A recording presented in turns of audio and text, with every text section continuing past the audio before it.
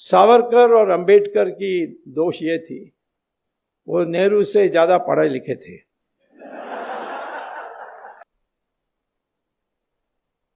अब जवाहरलाल नेहरू का प्रॉब्लम क्या था, वो गए थे लंदन, फिर वहां से कैम्ब्रिज में जाकर दाखिल की, एडमिशन ली और फिर फेल हो गए।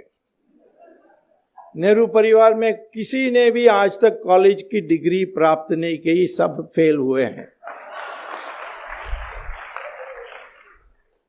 एक बार सोनिया ने लिख दी अपने इलेक्शन एफिडेविट में कि studied in the university of Cambridge and got a degree in English. मैंने फिर जब वहाँ गया था लेक्चर देने के लिए कैम्ब्रिज यूनिवर्सिटी में, मैंने पूछा कि कैसे स्टूडेंट थी, उन्होंने कहा यहाँ स्टूडेंट कभी नहीं थी। मैंने कहा लिख कर दोगे, लिख कर दिया। उस समय मनोहर जोशी स्पीकर थे, तो मैंने उनको दिया कि देखिए इन्होंने ऐसा किया, तुम्हारे लोकसभा हुज हू में भी यही बात लिखी है, तो उनको पूछो। तो मेरी चिट्ठी जो मैं लेकर आया उसको भेजा और सोनिया का जवाब आया कि खेद है, ये प्रिंटिंग मिस्टेक है, टाइपिंग मिस्टेक के कारण प्रिंटिंग मिस्टेक हो गया है। तो साहब मनोहर जोशी ने पूछा अब क्या करें, मैंने कहा इसको Guinness book of world record को भेज दो, longest typing mistake in history.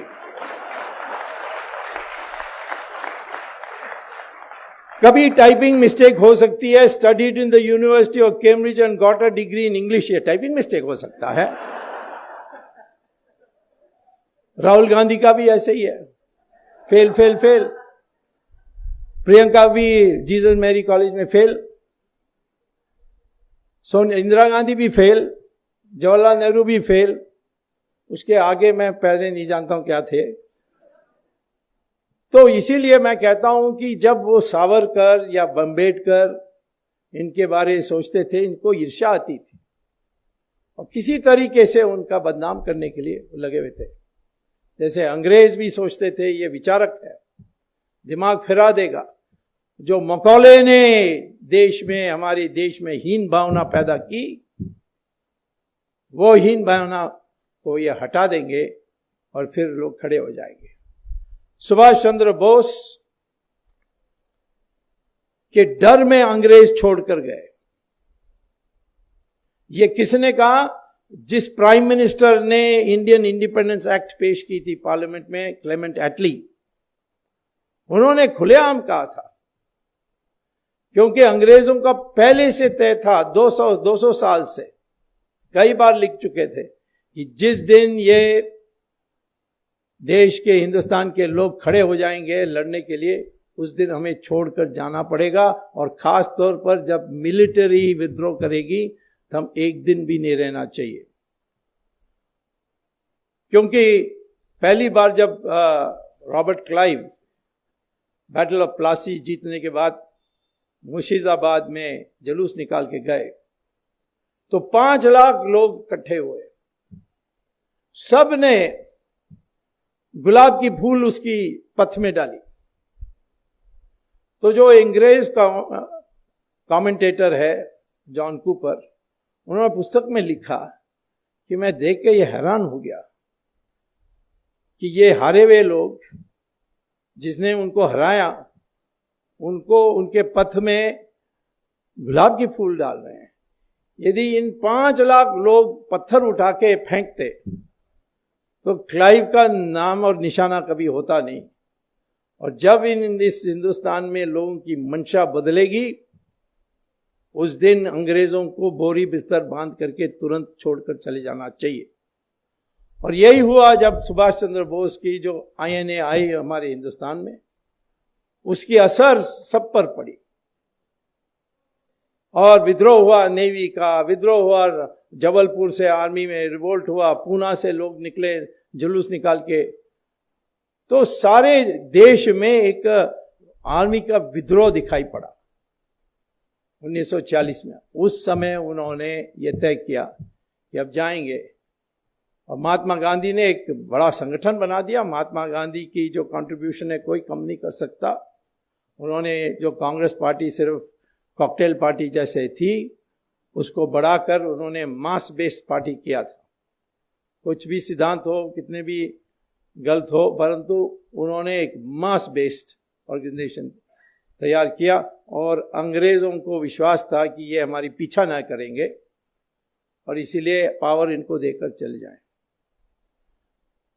Gandhi ने सारे पीसीसी प्रेसिडेंट को बुलाई और कहा कि किसको बनाना चाहिए कांग्रेस प्रेसिडेंट, क्योंकि वही बनने वाला था प्राइम मिनिस्टर।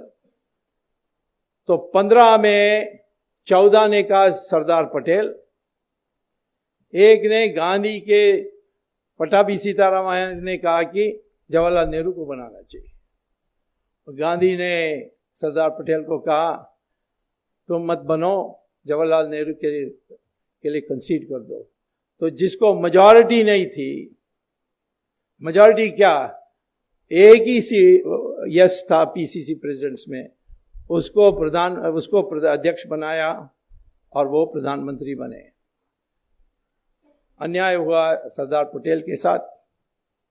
बाद में गांधी ने मोरारजी देसाई को बताया, मोरारजी देसाई ने मुझे बताया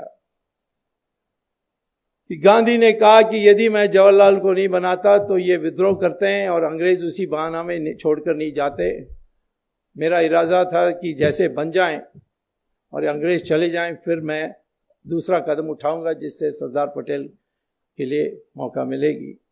और वो उनकी जो प्राइवेट सेक्रेटरी हैं गांधी जी की, उन्होंने पुस्तक लिखा है last will and testament of Gandhi, Mahatma Gandhi. उसमें वो कहते हैं कि गांधी ने आखिर वक्त वो मरने के पहले जो बिरला हाउस छोड़कर जाने वाले थे, तब सरदार पटेल मिले कि मैं अब बर्दाश्त नहीं कर सकता हूँ, मैं छोड़ के जा रहा हूँ वापस गुजरात। तब उन्होंने कहा नहीं, तुम रुक जाओ, मैं कांग्रेस का 2 टुकड़ा करूँगा और एक टुकड़ा आपके पास और दूसरा टुकड़ा जवाहरलाल नेहरू के पास। आपको पता है कि 90% तो सरदार पटेल के साथ ही जाती, और इसीलिए रुक जाओ। और वो गए और उनकी हत्या हुई और फिर ये इतिहास में सारा चीज बदल गई। और उसमें जवाहरलाल नेहरू ने एक तो अफवाहें उड़ाई कि सरदार पटेल ने लापरवाही दिखाई होम मिनिस्टर होने के बावजूद, और उन पर संदेह, आरएसएस पर बैन।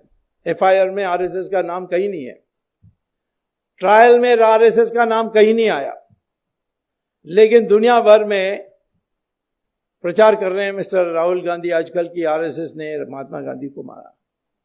अब उनको तो इतिहास नहीं पता है, जो सिखाते हैं चर्च में वही बोलते हैं बाहर। लेकिन सावरकर को कॉन्स्पिरेसी का हिस्सा बनाया, बाद में छूट गए, नो एविडेंस, लेकिन वो धब्बा लगा के रखे। और धीरे धीरे अब सावरकर की रिकग्निशन आ रही है। सावरकर की Indian independence, first war of Indian independence 1857, और बाद में उन्होंने हिंदुत्व पर जो पुस्तक लिखी, उससे हमारी लोगों की मंशा बदलने लगी। लेकिन क्योंकि कांग्रेस की राज थी, उन्होंने ये सारे आने नहीं दिया था। उन्होंने सोचा कि यदि हिंदू इकट्ठा हो जाएंगे तो फिर हम कभी चुनाव नहीं जीत सकते, क्योंकि हिंदू को विभाजित करो जात पर, प्रांत पर, भाषा पर, और अल्पमत को